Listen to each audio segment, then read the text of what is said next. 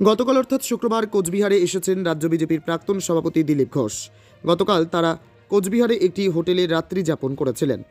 আর শনিবার সকাল হতেই কোচবিহারে প্রাতভ্রমণে বের হতে দেখা গেল দিলীপ ঘোষকে।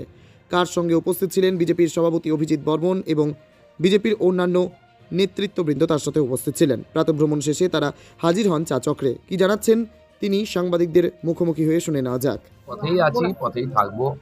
লড়াইটা পথে হবে যতদিন না আমরা ওইখানে পৌঁছতে পারছি, সেই লড়াই চলবে। আর কর্মীরাও লড়ছেন, তাদের সঙ্গে আছি, তাদের লড়াইয়ের সাথী আছি।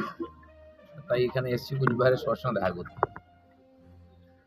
বেশ কিছুদিন পরে কুচবিহারে এলেন। এর আগে আপনি রাজ্য সভাপতি যখন ছিলেন তখন বহুবার এসেছেন। কুচবিহারের মাটিকে আপনি ভালোভাবে চেনেন। এবার কুচবিহারের যে 26-এর নির্বাচনের ফলাফল কি প্রত্যাশা করছেন? দেখুন, যেদিন থেকে বিজেপির উত্থান হয়েছে কুচবিহারেতে, সেদিন থেকে আমরা সংঘর্ষের মাধ্যমে যাচ্ছি। আমাদের বহু কর্মীকে হত্যা করা হয়েছে, অত্যাচার, কেস, হাত পা কাটা, বাড়ি ভাঙা, দোকান লুট। এখনো বহু লোক অন্য জায়গায় আছে, ঘর ছেড়ে চলে গেছে। তারপরেও এখানকার মানুষ আমাদেরকে সমর্থন করেছেন, এমএলএ দিয়েছেন, এমপি দিয়েছেন, পঞ্চায়েত একাধিক জায়গায় জিতেছি। তো সংঘর্ষের মাধ্যমে আমরা পরিবর্তন করার চেষ্টা করছি। কুচবিহারের মানুষও গতবারে খানিকটা করেছিলেন, এবারে পুরো পাল্টে দেবেন। সমস্ত এমএলএ কুচবিহারে আমরা এবারে জিতবো। দাদা, গতকাল হাইকোর্টের যে পরিস্থিতি তৈরি হয়েছে, শুনানি পর্যন্ত করা গেল না, এটা কি মনে করেন যেটা পূর্ব পরিকল্পিত ছিল, একটা বাধা তৈরি করা যাতে এটা না হয়? না, এই প্রথম কথা নয়। পশ্চিমবাংলায় কোনো কিছুই আজকে সিস্টেমে নেই, আর কেউ সুরক্ষিত নয়। যদি ইডির রেড হচ্ছে, মুখ্যমন্ত্রী চলে যান সেখানে, ফাইল ছিনিয়ে নিয়ে আসেন, তার সঙ্গে চিফ সেক্রেটারি থেকে আরম্ভ করে পুলিশ কমিশনার থেকে আরম্ভ করে সবাই চলে গেছে, পুরো সরকার চলে গেছে। হতে পারে ওনার পলিটিক্যাল কম্পালশন থাকতে পারে, বাধ্যবাধকতা মুখ্যমন্ত্রীর। এই যারা অ্যাডমিনিস্ট্রেটিভ অফিসাররা তারা কেন গেছেন চিফ মিনিস্টারের সঙ্গে?